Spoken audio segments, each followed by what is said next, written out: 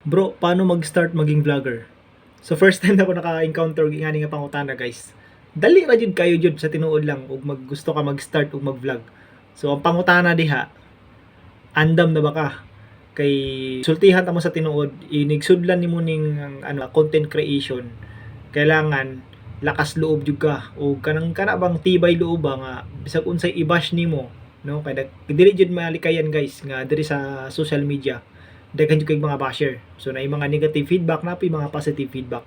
Depende sa imuhang content. Kung unsay content nimo. Karon number one, based lang ni sa akong mga experience, guys. Number one, wa jud koy angay jud dapat magtambag. Kaya sa tinuod lang. Kay unang-una dire is ang consistency, no? So syempre pag nag-upload kag video, kailangan consistent siya. Kung mahimo everyday or naagay uban diha mo upload sa isa ka adlaw, tag 10 ka video. So depende, no, kung unsay available na time nimo. Kung full-time content creation ka, so pwede mag-upload kag 10 ka video sa isa ka adlaw. Pero kung part-time lang nimo, pwedeng 2 ka video, 1 ka video, 3 na depende sa imo. Pangalawa, unsay niche nimo. So find your niche. Kung unsa bay gusto nimo i-content na makatabang sa mga tao.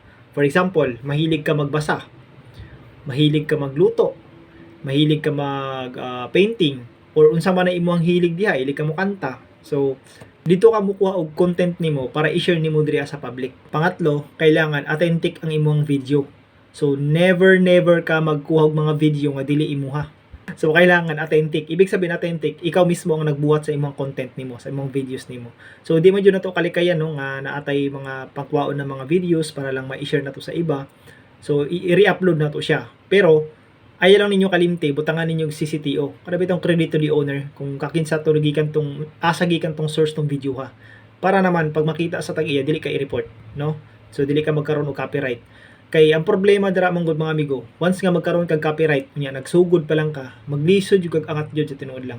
So na-experience na ko na daghan kay kog mga video nga ako ang gipang delete kay tungod nagkaroon kog copyright, lalo na sa music kay mahilig ko mag-upload og mga kanta nga original music ako ang ginagamit. So nagmura ako nagapanguha og mga original instrument sa ibang sa ibang platform, and then i-re-upload ako siya. So bawal gina siya, ay jud ninyo naghimuha. And then ang pang-apat, kailangan video quality pod ang imuhang video nimo. So ako actually mo ni akong experience jud karon.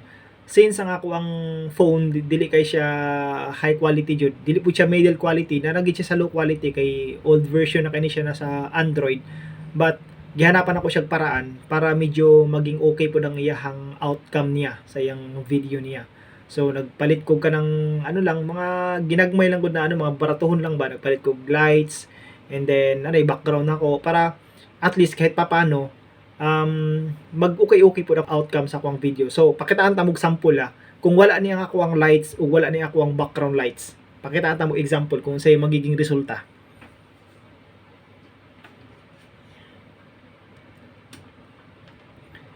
So mo na siya mga amigo.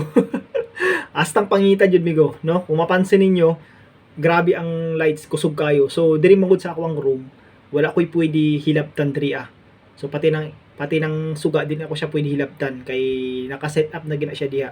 So magkaroon mig violation kung manghilabtan naman yung kwarto namo. So mo nay rules diri sa among apartment. Kung ibalik na to sa ato ang lights nga atong gipalit, so mo na niya magiging resulta niya. So medyo okay nang iyahang outcome niya mga amigo, no?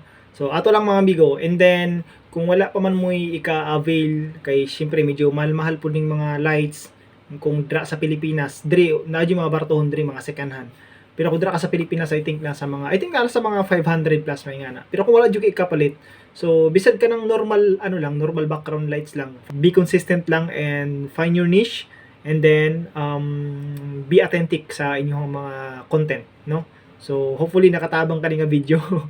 So kita-kits soon. Kung namoy mga pangutana mga amigo, comment lang niyo diya sa baba. So try nato i-share ang ato ang mga personal experience nato, mga idea nato na nasaga po nato sa ibang mga content creation. So yun lang guys, and thanks for watching. Diyan